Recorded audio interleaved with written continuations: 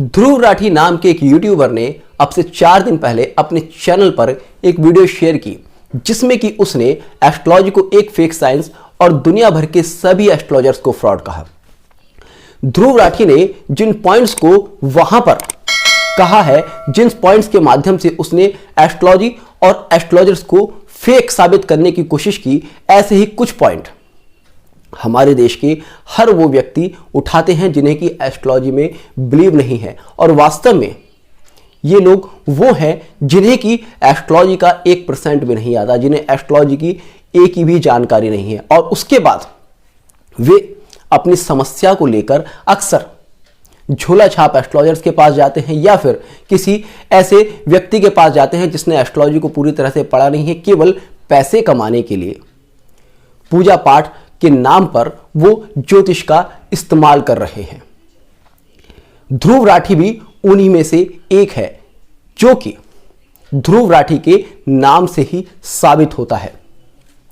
राठी की spelling normally लोग RATHI use करते हैं, किंतु जो लोग न्यूमरोलॉजी के माध्यम से नेम करेक्शन कराते हैं वो अपने नाम की स्पेलिंग में कहीं ना कहीं कुछ ना कुछ करेक्शन करते हैं एक एस्ट्रोलॉजर के कहने पर, जो कि आप ध्रुव राठी के चैनल पर ध्रुव राठी नाम से देख सकते हैं। वहां पर आप देखेंगे राठी की स्पेलिंग RATHI नहीं है, बल्कि राठी की स्पेलिंग है RATHEE, जो कि अपने आप में सबसे पहले यह साबित करता है कि ध्रुव राठी उन्हीं लोगों में से एक है जो कि एस्ट्रोलॉजर के पास जाते हैं और अपनी समस्या का समाधान ना होने पर, सही प्रेडिक्शन ना मिलने पर पूरे के पूरे ज्योतिष और ज्योतिष विज्ञान पर सवाल उठा देते हैं। उसके बाद ध्रुव राठी ने कुछ पॉइंट्स को उठाया है जिनके माध्यम से उन्होंने साबित करने की कोशिश की एस्ट्रोलॉजी एक फेक साइंस और सारे एस्ट्रोलॉजर्स फेक है। मैं उन पॉइंट्स को बारी बारी लेता हूं और आपको बताता हूं किस तरह से ध्रुव राठी एस्ट्रोलॉजी की 1% नॉलेज भी नहीं रखते हैं और बिना नॉलेज के उन्होंने एक क्वेश्चन मार्क लगा दिया। ध्रुव राठी कहते हैं कि इंडिया का सेमीफाइनल मैच था, उस समय बहुत सारे एस्ट्रोलॉजर्स ने टीवी पर एक डिबेट में आकर कहा कि इंडिया जीतेगी। निसंदेह ध्रुव राठी सही हैं कि आप इतने बड़े मंच पर आकर एक गलत प्रेडिक्शन देते हैं। वास्तव में वो जो एस्ट्रोलॉजर्स वहां उस पैनल में बैठे थे ना, वो एस्ट्रोलॉजर्स है ही नहीं।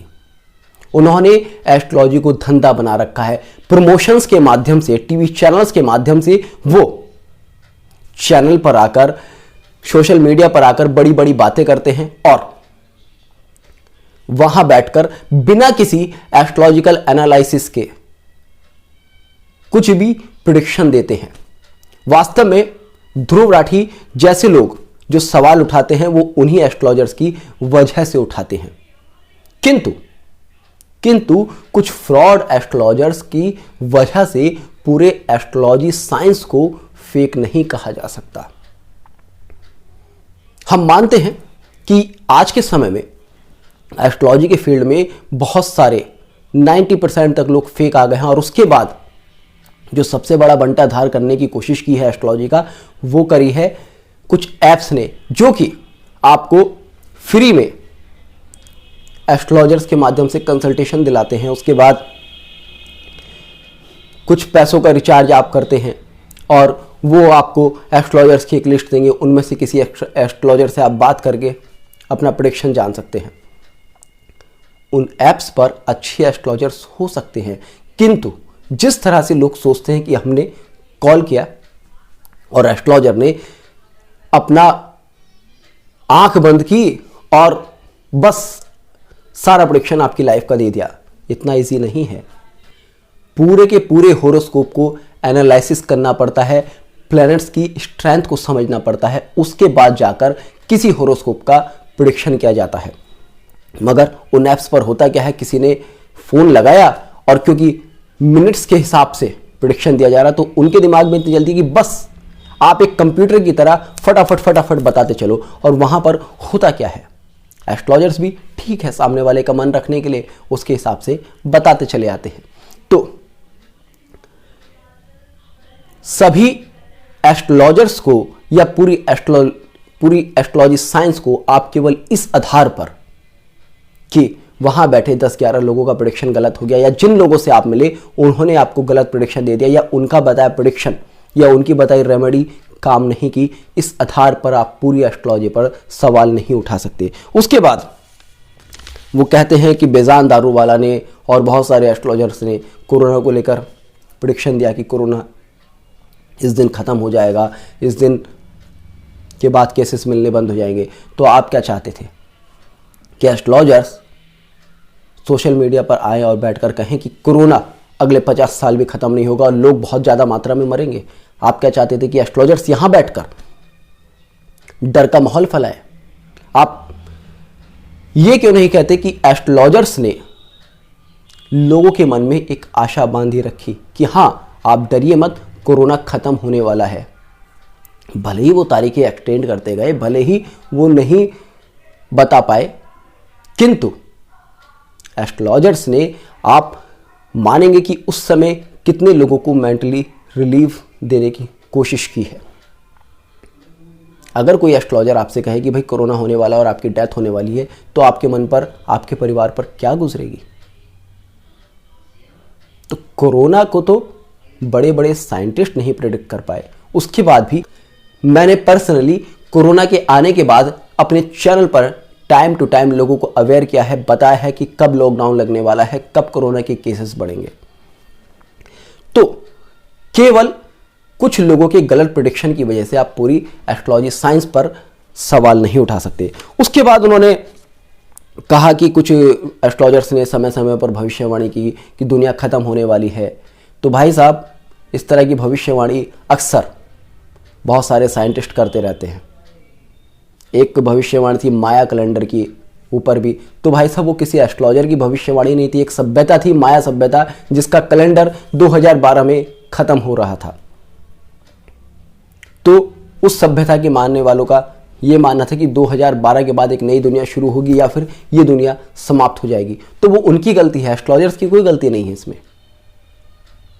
कोई एस्ट्रोलॉजर कभी इस तरह की भविष्यवाणी नहीं कर रहा कि दुनिया खत्म होने वाली है, और अगर किसी ने की भी है तो वो उसकी नासमझी है। उसकी वजह से आप पूरे एस्ट्रोलॉजी साइंस पर प्रश्न चिन्ह नहीं उठा सकते। इसके बाद ये कहते हैं कि भाई किसी का सन साइन एक्वेरियस है और किसी का पाइसिस है, तो केवल सूर्य के बदलने से किसी की लाइफ कैसे बदल जाएगी।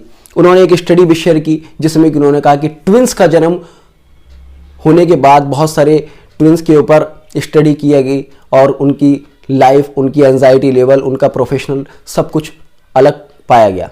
तो आप क्या एस्ट्रोलॉजी को केवल सनसाइन से रिलेटेड समझते हैं? भाई एस्ट्रोलॉजी की समझ नहीं है तो ऐसी वीडियो मत बनाया कीजिएगा। यहाँ पर डिविजनल चार्ट्स होते हैं, प्लैनेट्स की डिग्री होती है, एक दिन में सूर्य 1 डिग्री चलता है, चंद्रमा भी अलग अलग डिग्रीज पर मूव करता है, लगन भी अलग अलग होती हैं, लगन की डिग्रीज भी अलग अलग मूव करती हैं। तो ऐसे में केवल सूर्य की राशि से आप से किसने कह दिया कि एस्ट्रोलॉजर्स प्रेडिक्शन देते हैं? तो भाई साहब, पहले एस्ट्रोलॉजी को पढ़िए, समझिएगा, जो कि 2-4 साल में पॉसिबल है नहीं। मुझे पर्सनली 13-14 साल एस्ट्रोलॉजी को पढ़ते हुए हो गए और मैं आज भी सीख ही रहा हूं। तो 2-4 दिन एस्ट्रोलॉजी पढ़कर और 2-4 एस्ट्रोलॉजर्स के पास जाकर आप एस्ट्रोलॉजी पर प्लीज़ प्रश्न चिन्ह मत उठाइएगा। और उस स्थिति में जबकि आप खुद एक न्यूमरोलॉजिस्ट से अपने नेम का करेक्शन करा कर आए हैं। उसके बाद वो निर्मल बाबा का भी उदाहरण देते हैं। तो आपसे किसने कह दिया भाई निर्मल बाबा एक एस्ट्रोलॉजर हैं? इस तरह के पाखंडी तो भारत ही नहीं, हर सभ्यता में मिल जाएंगे। तो उसका एस्ट्रोलॉजी से कोई संबंध है ही नहीं। उसके बाद शादी के मुहूर्त और किसी काम के शुभ मुहूर्त के ऊपर इन्होंने सवाल उठाया है।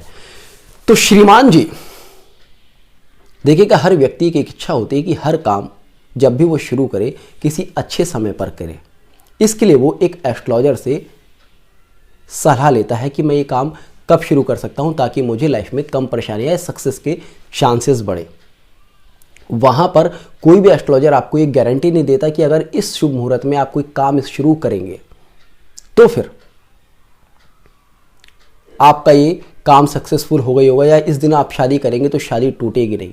आप जब कुंडली का एनालिसिस करेंगे तो आपको पता चलेगा अगर किसी व्यक्ति की कुंडली में विवाह विच्छेदन का योग है तो वो किसी भी मुहूर्त में कर ले, विवाह विच्छेदन होगा ही होगा। किंतु शुभ मुहूर्त के प्रभाव क्या होते हैं कि अगर किसी व्यक्ति को एक बहुत बड़ी परेशानी आनी थी तो वो कई बार सॉल्व हो जाती है। कई बार होता है क्या कि विवाह विच्छेदन का कोई छोटा मोटा योग है, तो अगर शुभ मुहूर्त में इष्ट देव की कृपा से अगर कोई काम किया जाए तो वहाँ पर व्यक्ति उस परेशानी से बच सकता है। इसके बाद ये कहते हैं कि एस्ट्रोलॉजर जहाँ तक पैसे मांगते फिरते हैं। भाई साहब, एस्ट्रोलॉजर कोई पैसे नहीं मांगता। वो जो आपको सड़कों पर मांगते हुए देखते हैं वो भिखारी होते हैं।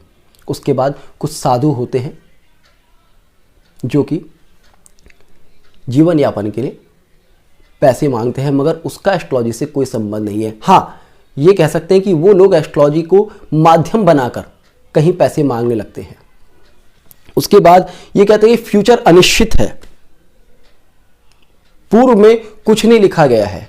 तो भाई साहब, अगर पूर्व में कुछ नहीं लिखा गया है तो क्या कारण है कि कोई एक बच्चा जन्म से अंधा पैदा होता है और कोई बहुत ही सुंदर मुखाकृति लेकर पैदा होता है, कोई बहुत इंटेलिजेंट होता है, कोई डल होता है, कोई इंजीनियरिंग से पढ़ता है, कोई कॉमर्स से पढ़ता है, कोई अंबानी बनता है और कोई एक साधारण व्यक्ति रहता है।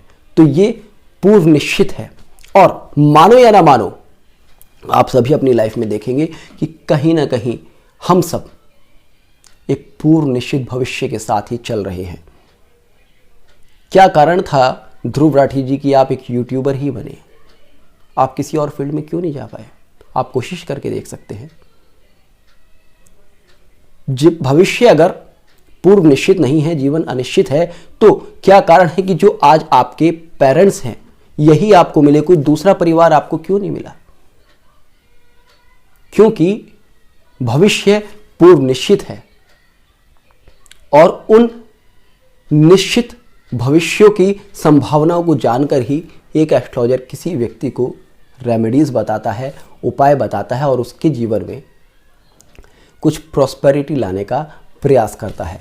तो एस्ट्रोलॉजी पर सवाल उठाने से पहले आप एस्ट्रोलॉजी का अध्ययन कीजिएगा। उसके बाद अगर आप एस्ट्रोलॉजी पर कुछ बोलेंगे तो सभी को स्वीकार्य होगा। किंतु अभी आपने जो बोला है वो सीधा सीधा दिखाता है कि आपके पास एस्ट्रोलॉजी की कितनी नॉलेज है और किस तरह से आप बोल रहे हैं। नॉलेज नहीं है तो सीखिएगा, हम आपको सिखाने के लिए तत्पर हैं। फीस दीजिएगा और सीख सकते हैं। तो होपफुली आपको आज का वीडियो पसंद आया होगा। जुड़ेगा एस्ट्रो सूत्र के साथ। मिलते हैं नेक्स्ट वीडियो में, तब तक के लिए जय हिंद, जय भारत।